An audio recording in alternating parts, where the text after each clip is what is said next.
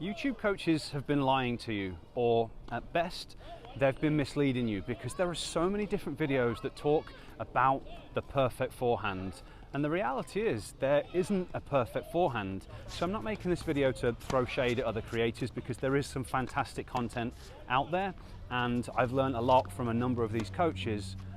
But I do feel that the way that coaches are describing technique these days is leaving a lot of players feeling very frustrated, feeling like they're not good enough and they're not able to do something that they should be able to do. The reality is that tennis is very hard. There is no perfect forehand. Every forehand you ever hit is different, and in this video I'm going to demonstrate that, explain why that's the case, and how you need to start thinking about your forehand and what you need to start working on if you really want to develop a much better quality of forehand. So I hope you enjoy the video. If you do, it'd be really appreciated if you could give me a thumbs up, and obviously if you're not a subscriber to my channel, it's always much appreciated if you could do that as well. So what I want to do is show you some of my practice session today where I was working on different types of forehand and break down some of the differences in terms of the technique, and also talk about when and why I would use that particular forehand. Now, as a recap, I'm naturally a right-handed player, but I'm relearning to play left-handed because I crashed my mountain bike and I separated my collarbone. So for the last couple of years I've been trying to develop my left-handed game with the aim to hopefully become a 5.0 player. I feel like I'm progressing well, but it certainly hasn't been easy, in large part because every shot is so different. In order to play points and play matches, you need a variety of different forehands. So I've set up a scenario where I'm basically dealing with a cross-court forehand. It's as if I've hit a good forehand into the corner, so I've recovered into an appropriate position, and now my opponent is going to be hitting a variety of different types of shot. This basic forehand, I'm stepping in and hitting from a neutral stance, and even in this controlled environment where every ball is supposed to be going to the same position and it's the same ball, I want you to notice the variety of contact points that I have. Sometimes I'm moving forwards a little bit more, sometimes I'm taking it higher, sometimes I'm taking it lower, some of them come into my body a little bit, so I have to create a little bit of space. So even with the same feed, there is no perfect forehand. You have to be able to make adjustments. Now let's take a look at the same shot from the side and talk about some of the technical elements, because there are certain things that are always going to be true. We need to get a nice early unit turn, so as soon as we recognize where the ball's going, we're going to start to rotate our upper body and start to prepare our racket. We've also got to start moving towards the ball, but that's going to vary dependent on the type of shot that we're hitting. Now here it's a neutral stance, so I'm getting side onto the ball. Often I'm doing that in my first step. I'm then taking a little shuffle step forwards to find my space, and then I'm initiating that swing with my back leg, trying to drive using my kinetic chain to hopefully get a nice early contact point out in front.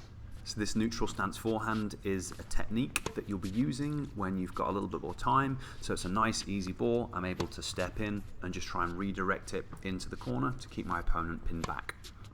For the next forehand, I'm working on an open stance, and the reason it's an open stance is because the ball is coming much faster and I've got less time. So generally we're going to be doing an open stance when we've got less time to prepare, or when the ball's a little bit higher and we need to drive up into it, but we'll be looking at that a little bit more later on. So here you can see it is a little bit different to the previous shot.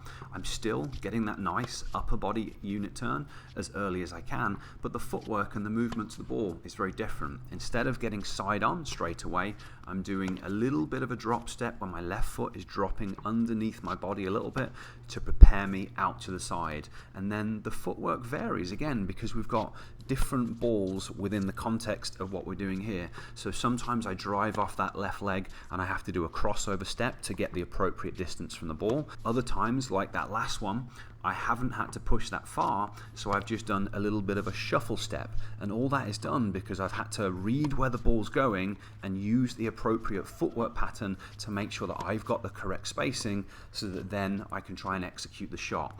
Because one of the fundamental things that you need to develop is the ability to set up in the right position for each shot. You have to quickly read where the ball's going, make a decision, and then set up in position, because if you're not in the right position, the chances of you executing the shot well go down dramatically. And looking at things from the side again, we can see those similarities. So the unit turn looks very similar. My racket is going up around head height. Where I'm taking the racket back to varies a little bit here, so I've got a little bit less time, so I'm not taking it quite as far back. I'm having to abbreviate it so that I can initiate my swing and still hopefully get the timing out in front.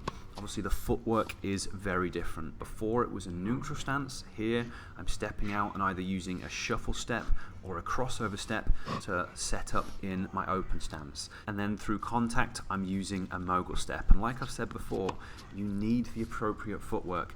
You won't be able to hit or deal with this type of ball if you're trying to hit this from a neutral stance. Technically from there, everything else remains the same. The goal is to efficiently use the kinetic chain and get a nice early contact point. Now we're going to move back to a neutral stance, but this one's very different to the previous one. The previous neutral stance forehand was a ball that was nice and comfortable in the middle of the court that I had plenty of time with. This one's different. This is a ball that my opponent has hit well. He's hit it much harder. It's wide, it's dipping, it's dropping short. So I have to react quickly. I have to move forwards into the ball. I'm hitting from a neutral stance because I'm moving forwards and because the ball is lower. The footwork pattern itself is actually very similar to the easier ball that I was dealing with before, but now I'm just having to do it much faster. So I'm taking that pivot step with my left leg and then a quick shuffle step to find my range and to hopefully set me up the right distance from the ball so that I can drive and initiate the swing with my back leg. Where things do change a little bit is on contact. This time on contact I'm being much more aggressive with my pivot. So as I drive through that left leg, it then pivots round, carries my weight forwards. I then land on my left leg and drive back off my left leg to help me recover. When you look from the side, you can see how the adjustment step fits in. So I'm having to make quite a small adjustment step. It varies a little bit dependent on the ball that I'm dealing with. So sometimes like that one, I had to move forwards a little bit more. Other times it's a little bit less.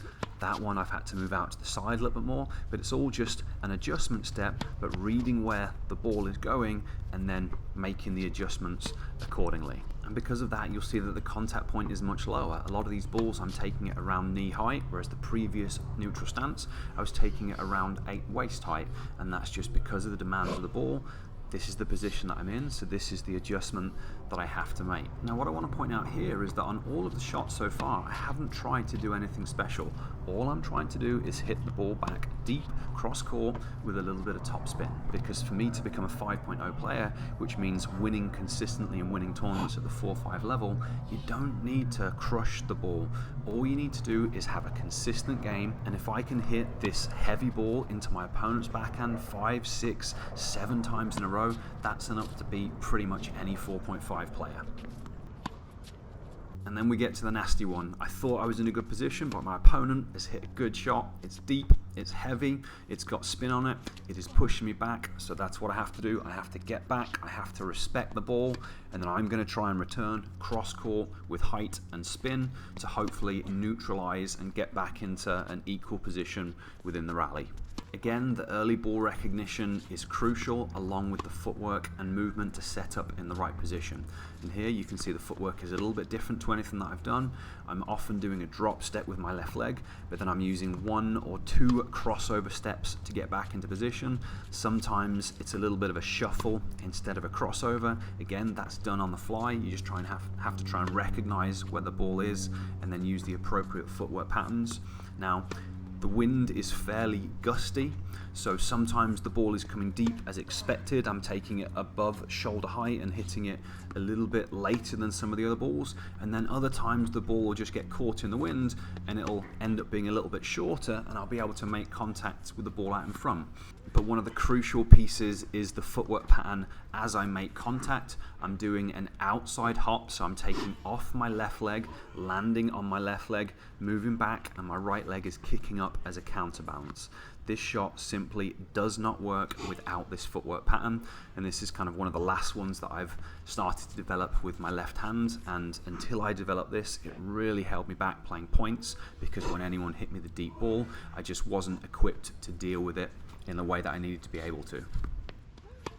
And then fortunately, after all that grinding away at the baseline, trying to keep my opponent pushed back deep, he's finally given me a slightly easier ball. So this one is a little bit shorter, so I'm trying to step into it, trying to load up in open stance so I can drive up from the open stance and take the ball around shoulder height, maybe a little bit higher, try and flatten the ball out. And this time I'm trying to inject just a little bit of pace. I'm not trying to go crazy because, quite frankly, I'm not good enough yet with my left hands to absolutely crush high balls, but I am trying to be just a little bit more aggressive. Now, one thing I want to point out here is, if you look how far I am away from the ball on these shots compared to some of the other shots, I'm setting up much further away from the ball, just because the mechanics involved, when the ball is down lower, you'll set up closer. When the ball is higher, you'll set up further away. And if you look at the footwork pattern itself, I'm taking a couple of kind of shuffle steps, inside out shuffle steps, and just quickly loading up through the left leg and then trying to hit through the ball. And then the final ball that we're going to be looking at is going to be another short ball. I've earned the opportunity. It's dropped a little bit short, so I'm going to be a little bit more aggressive and go down the line. I've just hit about 1,000 balls deep into his backhand, so he's definitely not going to be expecting this one, and it's going to hopefully give me a chance to open the court up a little bit. Now, before I talk about the footwork pattern, I just want to show you that last shot again, because if you didn't notice it, the ball took a horrific bounce and just skipped out to the side. So I had to almost kind of lunge at the ball and lost my balance in trying to hit the shot, but I ended up making the ball. And this really illustrates what I'm talking about when I say there is no perfect forehand. It is about reacting to the ball that you deal with. The ball that you're dealing with basically decides what you have to do, and then sometimes things go on and you just have to adapt to them. So the previous ball was short, but it was bouncing a little bit higher, so I used the open stance to get up into it. This ball is short, but it's staying lower, so I'm using a neutral stance, and I'm really trying to drive through my left hip, trying to drive that left hip forward to initiate the swing. And this time I am trying to hit with a little bit more pace, because this is a shot that I'm fairly confident on. Now, in terms of the footwork pattern, I'm doing 2 shuffle steps, or sometimes there's a crossover step where my left foot crosses in front of my right foot. And again, this is to find the spacing. It's a gusty day. Sometimes these balls are skipping forwards more than I'm expecting them to. Sometimes they're dropping short, so I have to try and quickly read where the ball's going and adjust the nuances of that footwork pattern. Do I shuffle? Do I cross over? Do I need to push further? Do I not need to push as far? And still allow myself to load and drive through that leg to initiate the swing, and obviously always trying to get that nice early contact point. And again, on this one, I'm pivoting through with that left leg. I'm pushing back to the baseline, but to be quite honest, on a lot of these balls, I would probably have followed it into the net.